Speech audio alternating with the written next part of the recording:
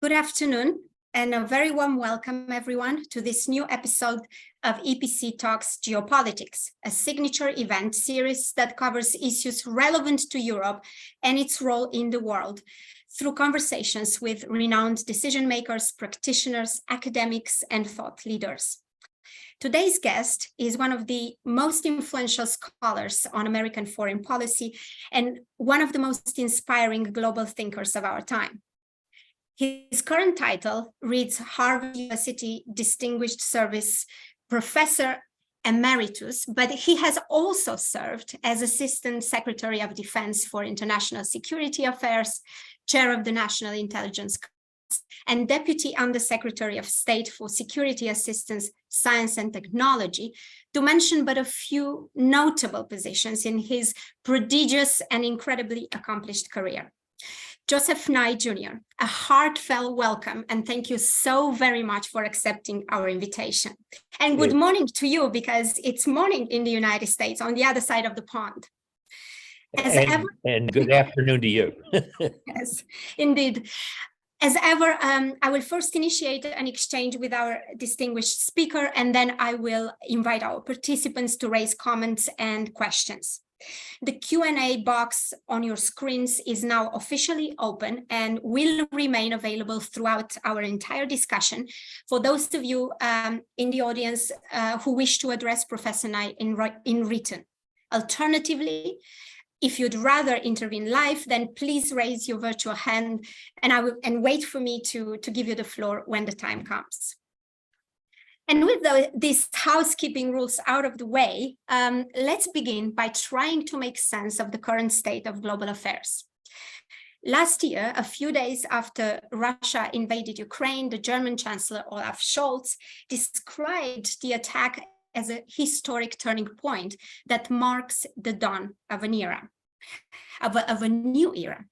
Professor Nye, what has changed more exactly? What is your reading of where things stand in today's global landscape, especially in relation to the status quo ante, that is to before 24 February 2022? Well, it's interesting to contrast today with the beginning of the 21st century, when we were all very concerned about terrorism. And there was even a degree of cooperation between Russia and the US and Europe on issues of terrorism. And the official strategy of the United States was George W. Bush called a global war on terrorism. Contrast that today, where the emphasis is on great power competition. Terrorism hasn't ended, but you don't hear much about it in strategy. And the strategy that the United States announced since 2017 is great power competition. So that's a pretty dramatic contrast from the beginning of this century to today. And I think that is a very important point, which is one could be more optimistic about U.S.-Russian relations or U.S.-China relations 20 years ago than today.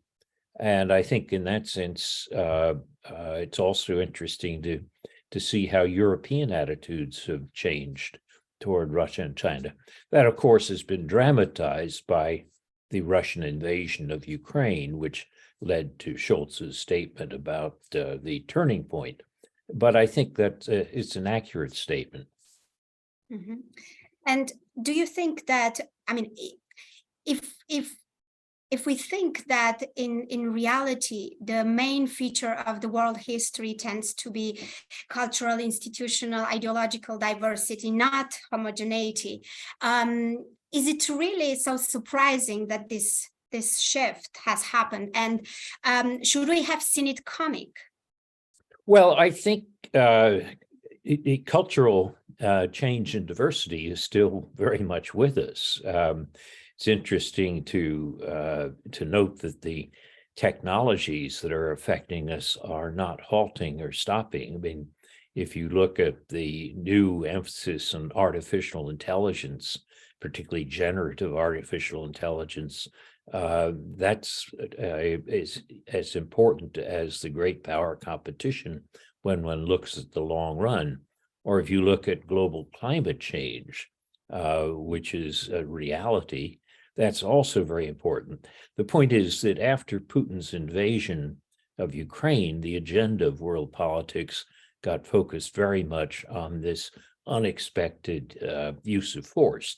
I think Putin really expected to do something like the Soviet Union did when they invaded Budapest in 56 or Prague in 68, which is quickly capture the city, install a favorable regime, and then try to go back to normal.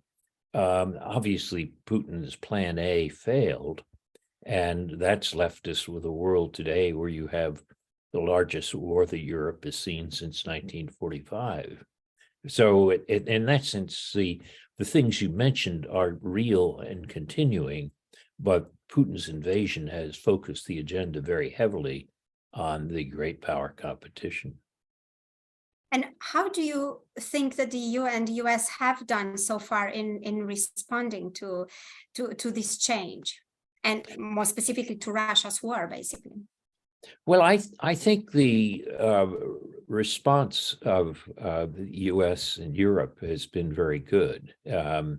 If Putin had been able to seize his neighbor and change the government, it would have been a serious breach of the United Nations Charter. And the principle since 1945 is that you don't use force to steal your neighbor's territory.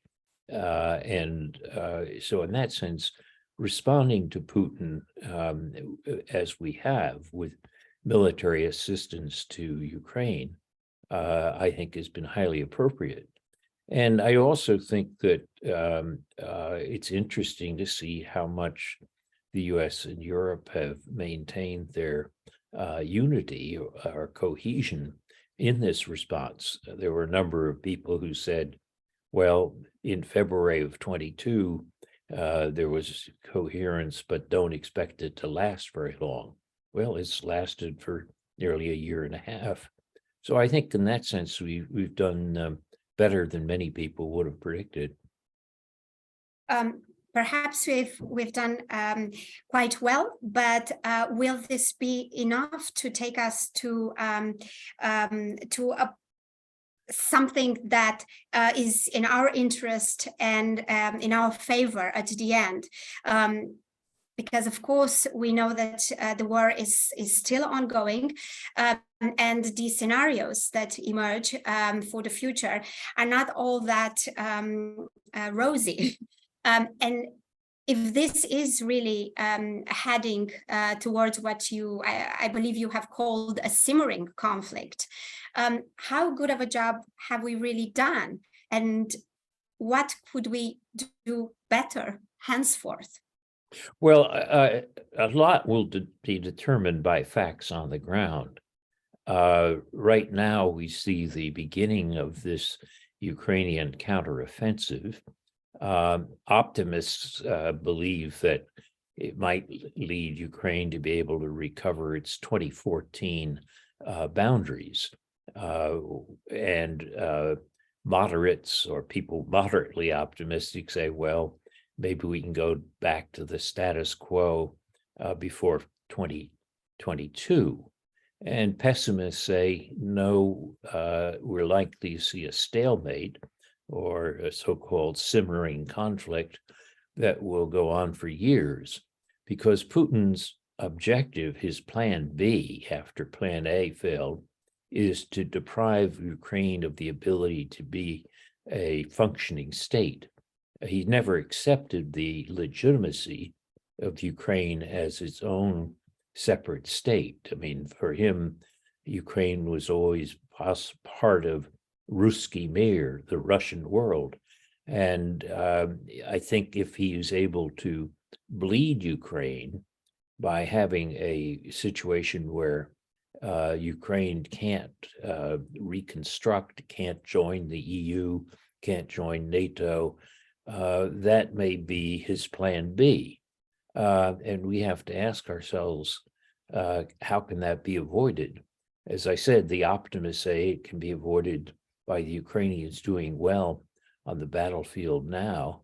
But the pessimists may be right that we're in for a long, hard slog. Mm-hmm. And what is at stake if the West doesn't get it right? I mean, will this disorder and turmoil from out there undermine what we have built, in your opinion? Well, I think the major threat is probably not to the EU. The major threat is to the UN. In other words, if Putin succeeds in using force to undercut Ukraine, that really is a major violation of a norm that has been crucial since 1945. Before 1945, or before the League of Nations after World War I, taking your neighbor's territory by force occurred fairly frequently in European history.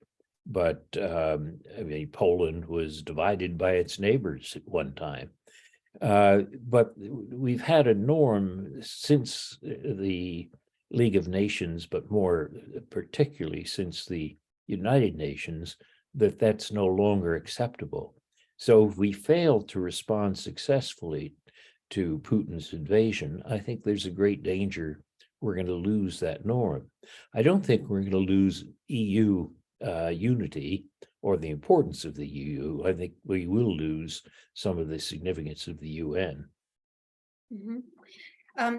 And if the war has prompted, in a certain sense, or risks to prompt a reevaluation of old assumptions and approaches, there's a question about soft power that one of our participants is posing, asking whether this is the era where soft power ends. Russia and China tried to copy the US, but unsuccessfully. Has the art of political temptation been replaced by hard power? And what has been the impact of social media? It is easier to mislead online than tempt. It comes from Annelinda Greff. Well, it's a good question, and I'm often asked it. And people sometimes say because the Russians used hard power, and because the dilemma we're facing now is this dominance of hard power, that the era of soft power is over. But I think that's a mistake in the sense that soft power and hard power have always coexisted, and hard power often dominates soft power, particularly in the short run when force is used. But notice the behavior in Ukraine. Russia used hard power. Zelensky used hard power in response, but he also used soft power. And Zelensky's ability to appeal to other countries, the US and Europe, basically was based on the soft power of Ukraine. And that soft power, in turn, brought great resources in hard power, the military equipment that was sent to Ukraine because we were sympathizing with Ukraine. So it's not either or, it's a question of both. But I think the question of what difference social media makes is very important, because it is crucial to notice that there's been a huge increase in time and shortening of time in an era of social media. You can distribute your ideas much more broadly, instantaneously, in a world of social media. One of the things that's interesting to me is how successful the Ukrainians have been in dealing with that.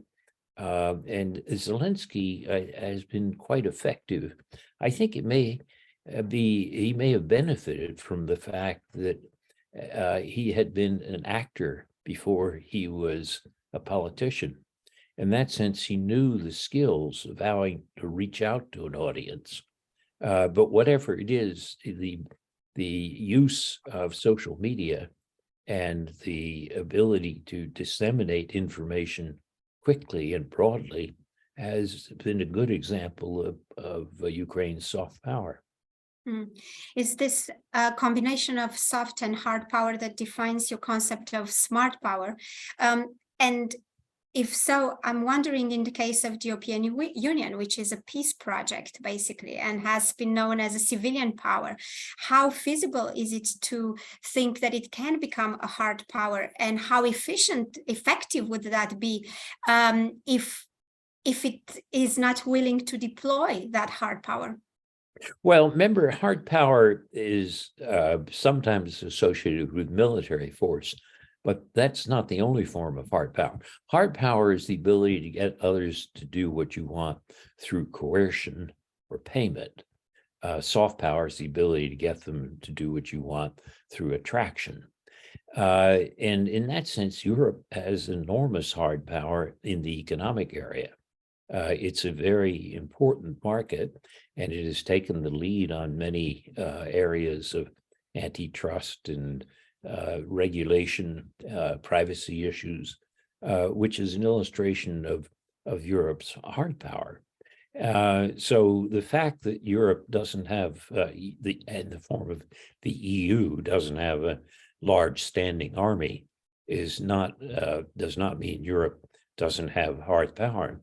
And Europe has used that hard power in the form of sanctions to respond to the Russian invasion. I think the most important thing will be for Europe and NATO to coordinate and cooperate. In the past, there were often periods where people said, oh, it's either Europe, EU, or NATO. This, to my mind, has always been ridiculous. We need both. And I think in that sense, the Europeans have evolved in their attitudes from some of those positions I mentioned that were typical 20 years ago, and realized that there is a complementarity that's always important. I often said to Americans who worried that Europe was undercutting NATO, or sometimes this was attributed to French attitudes, I said, this is ridiculous.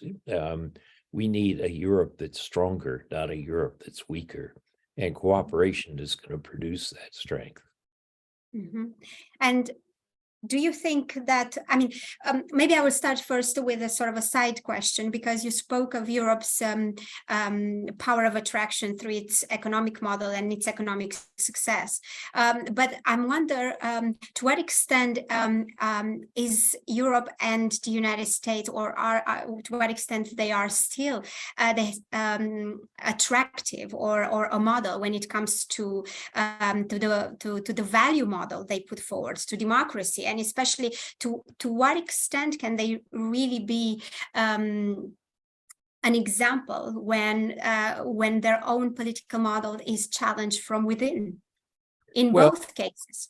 That's the nature of democracy. I mean, the United States is going through a difficult period in its democracy right now, following the Trump years and Trump's effort to regain the presidency, which I doubt he'll do, but it's one of the downturns in our cycle of attitudes toward democracy.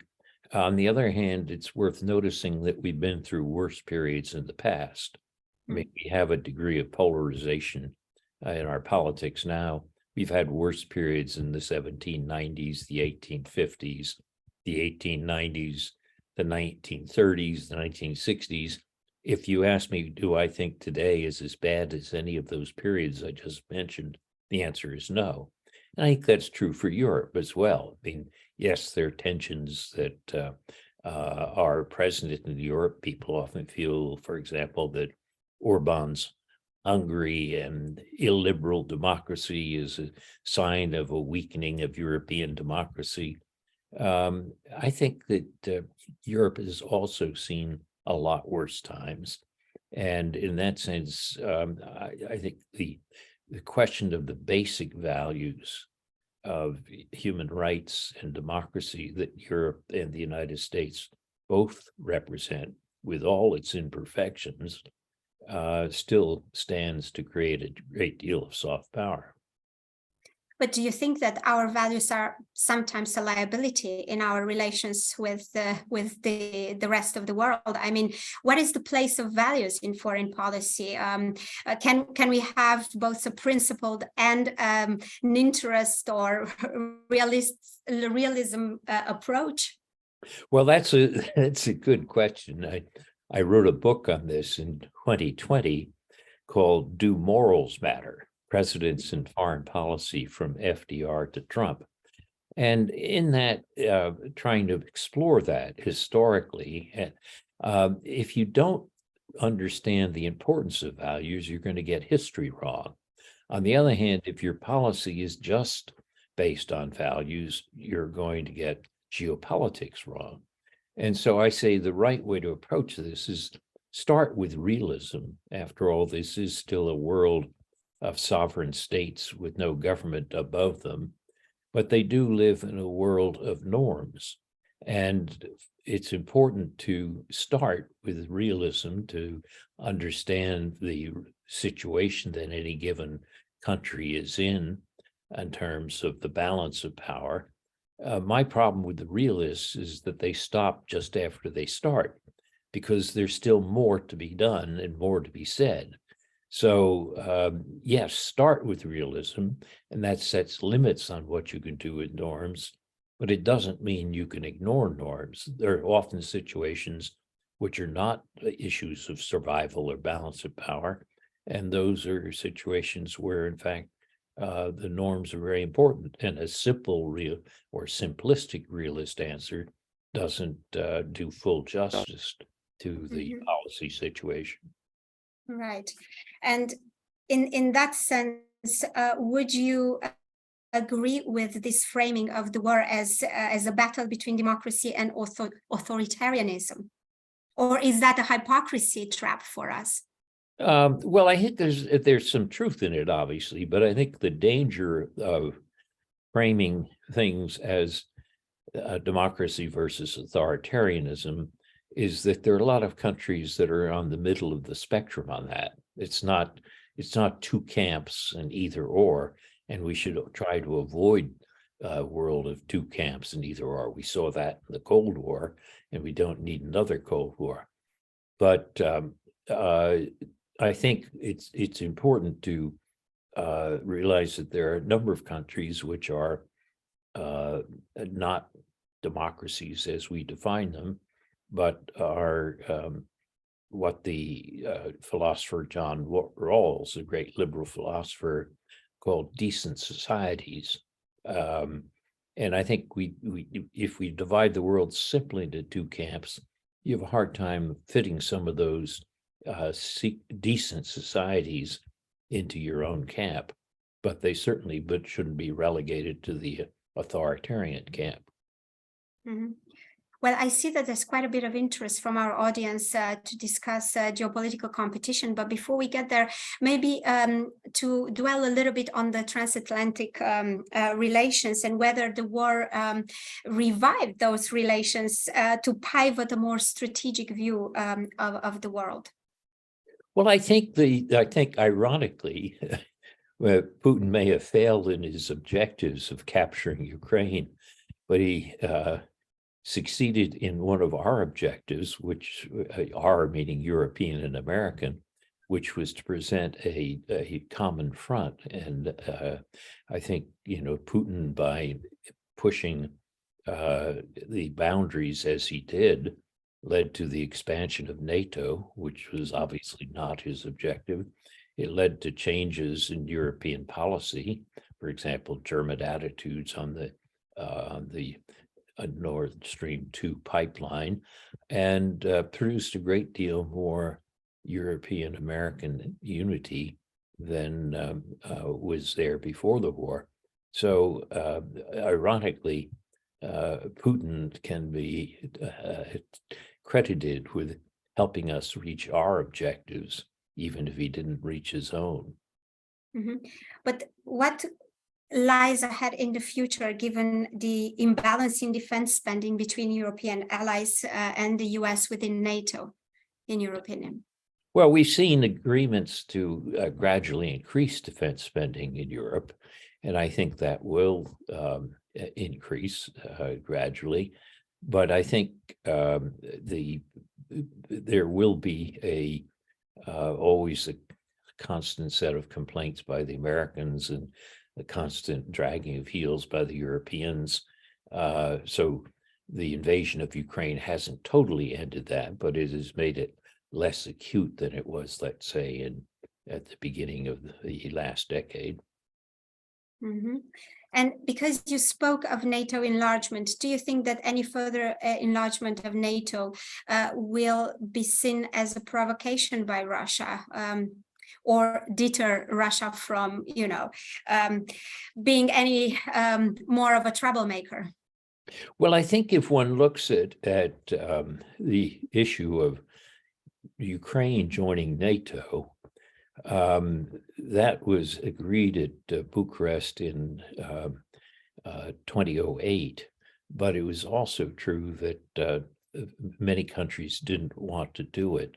So it essentially was in abeyance.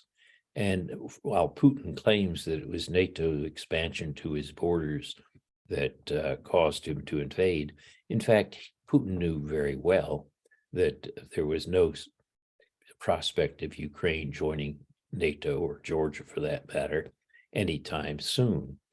So I think in that sense, the expansion of NATO to include Ukraine, which was more or less put on ice after 2008, has now become a live issue again. If one goes back to what I call Putin's Plan B, of permanently destabilizing Ukraine, in some ways, the only real security guarantee for Ukraine is entry into NATO, but that's going to be difficult while there's a war going on. Many countries aren't going to agree to it. So it may be that you'll wind up with a NATO-Ukraine arrangement, which is short of full membership, and full membership means Article 5 in the short run, but that a number of major NATO countries will make a statement saying, what you might call them friends of Ukraine, saying they will treat the Ukraine-NATO arrangement as if it were an Article 5 arrangement. Otherwise, a ceasefire would simply allow Putin to regroup his forces and attack anytime he wants. So I think to give NATO a real Ukraine a real security guarantee, some way has to be found to relate it to NATO. Mm-hmm. And to bring in one of the questions linked to this from the audience, what do you think about the threat of nuclear weapons? Could those be utilized in the near future or ever? Yes. Well, Putin has rattled his nuclear saber right from the beginning. And but it's also worth noticing that when you ask what preparations Russia has made, we don't see it, that he's actually alerting the nuclear forces. I think Putin realizes that if he were to turn to even tactical nuclear weapons, that it probably would not solve the problem, and it might lead him to losing more support even from countries like China and India, which have been friendly or neutral. So I don't think that nuclear weapons are going to solve Putin's problem. On the other hand, for Putin, the war in Ukraine is existential for him personally. If this fails, he may feel that he might lose power. So he might do something desperate. I rank the probabilities of that fairly low, but it can't be totally ruled out. Mm-hmm. I mean, for now, it seems that we had to react to this, at least for Europe, unexpected turn of events. And we've been sort of in damage control mode. But do you think that the strategy we've used so far, helping Ukraine on the one hand and sanctioning Russia on the other as some of the main pillars, is that enough? Going forward, do we need to also think ahead? Do we need to take the lead on maybe shaping a new security architecture and drafting or defining a new global order? I mean, the West, especially US and EU. Is it our responsibility to do that? And how should that look like? Well, I think we ought to make sure that we don't lose the world order that we have after 1945, which is the framework of the United Nations. Similarly, we ought to reinforce in the European-American relationship. These have provided a degree of stability, which when you talk about reshaping a new order, I think it should build upon these instruments of the past, not try to ignore them. So it's an important question, but let's not discard what's already been accomplished. What Europeans once called the acquis communautaire is also at the world level. And do you think that in the future, security will be possible without Russia? Well, I'm afraid that we're going to have difficult relations with Russia as long as Putin is alive. And who knows how long that will be. It could be a decade or more. So I think we have to be prepared to have a problematic relationship with Russia for quite some time. But in the long run, however long that is, we should be thinking about how to reattach Russia to Europe. And speaking about the West cooperation, we have a question from one of our participants asking, what do you make of Macron's initiative with the European political community? Well, if Macron is able to strengthen a European political community, to my mind, that's a good thing. I think the term strategic autonomy is so vague that I don't know what it truly means, but it means that Europe will take more initiatives of its own. That's good. But if it means that Europe will try to avoid having a tight relationship with the United States, I think that would be bad for Europe.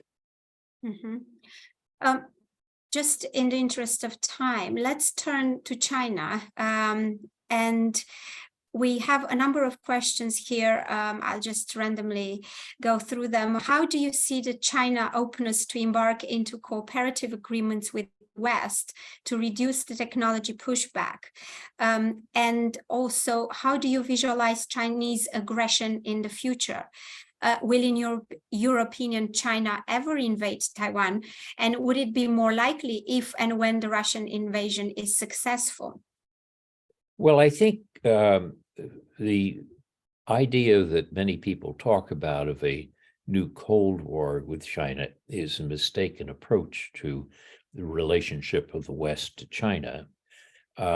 If you look at the real Cold War, there's almost no trade or social contact between the Soviet Union and the West. Today, there's $500 billion or more of trade and hundreds of thousands of students and so forth. In addition to that, you have what I call ecological interdependence, which is the problems of climate change. So I think we should not get into a mode of thinking that China is on the other side of an iron curtain or a bamboo curtain that we can't work with them. At the same time, it's worth realizing that China aspires to become a very powerful country. Some people say to be a dominant country. In any case, it has aims towards its neighbors. For example, it has conflicts with 6 of its neighbors in the South China Sea or with India on the border in the Himalayas. And like any great power, it's going to throw its weight around. So in that sense, being able to have a common front to deter China is still important. But I think the way to think about the technology issue was suggested very handily by van der Leyen, where she says, we don't want to decouple from China, we want to de-risk, Right. which means to focus on aspects of the technological interdependence which affect our security quite strongly or directly. And I think that we pretty much have done. Treasury Secretary Janet Yellen gave a speech a day or two ago in which she said, total decoupling from China is a myth and a huge mistake. And I think that's true. But in political rhetoric, sometimes people get carried away in that form. So that means that what I see as the relationship with China is what I call a cooperative rivalry or a managed strategic competition. The biggest danger in that, I think, is Taiwan. China regards Taiwan as a renegade province, and Xi Jinping has told the PLA, People's Liberation Army, to be prepared to take it back by force by 2027. On the other hand, I doubt that he can have the capacity to do that by 2027 or even a decade more. But it is a serious danger. Ever since Kissinger and Nixon visited Mao Zedong in 1972, the U.S. and China have had a policy in which they agreed that, as in their words at the time, both sides of the Taiwan Strait accept that there's one China. That means the United States will not recognize an independent Taiwan, but will also try to deter the use of force from China taking over Taiwan. In other words, China and Taiwan must reconcile by peaceful means. I think that remains the right approach to enhance Taiwan's capacity to become what some people call a porcupine, dangerous for the Chinese to try to swallow, but at the same time not support de facto or de jure independence for Taiwan, and let time take its course. But there's always a danger of miscalculation on something like that. I don't think the events in Ukraine have encouraged Xi Jinping to think that he can take over Taiwan. I think from what I've read and understand, it's probably discouraged him somewhat. Mm-hmm. And building on another question that is here in the chat box, we know that China is also investing in all sorts of ways abroad. We have a question on Africa here, but of course we know that that's also the case in the Balkans, right in the middle of Europe, not to say on its foot on the doorsteps. What is our strategy in this regard? Are we doing enough to protect our vicinity and our interest in the neighborhood? And in our spheres of influence, basically. On the situation like Africa, I think if the extent to which the so-called Belt and Road Initiative of Xi Jinping leads to more resources for Africa, that can be a good thing. On the other hand, the Chinese have not been very good on the terms of debt for Africa. There's most of the G7 countries have been more willing to accept debt forgiveness. The Chinese have dragged their heels on that. So there's some details of this which are problematic.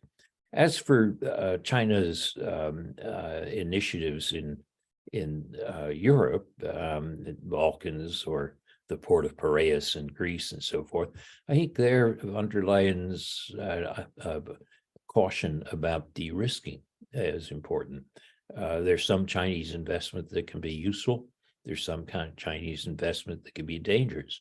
personally, I think allowing a company like Huawei to control fifth generation telecommunications is a big mistake. I think de-risking would say don't allow that.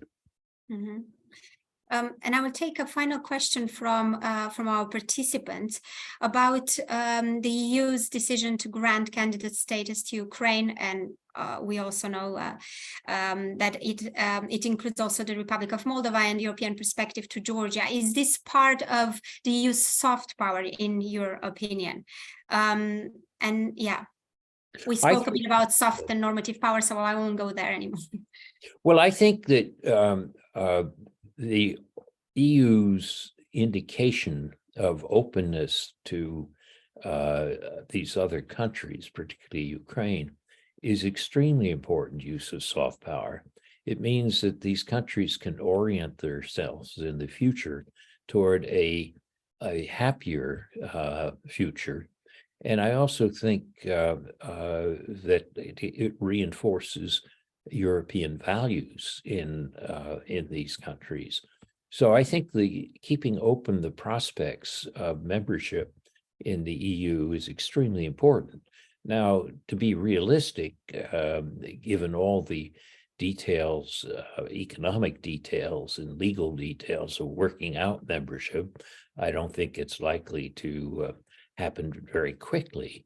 On the other hand, arguing that there will be efforts to speed it up, and that there will be an openness to membership in the end is indeed a very appropriate use of the EU's soft power.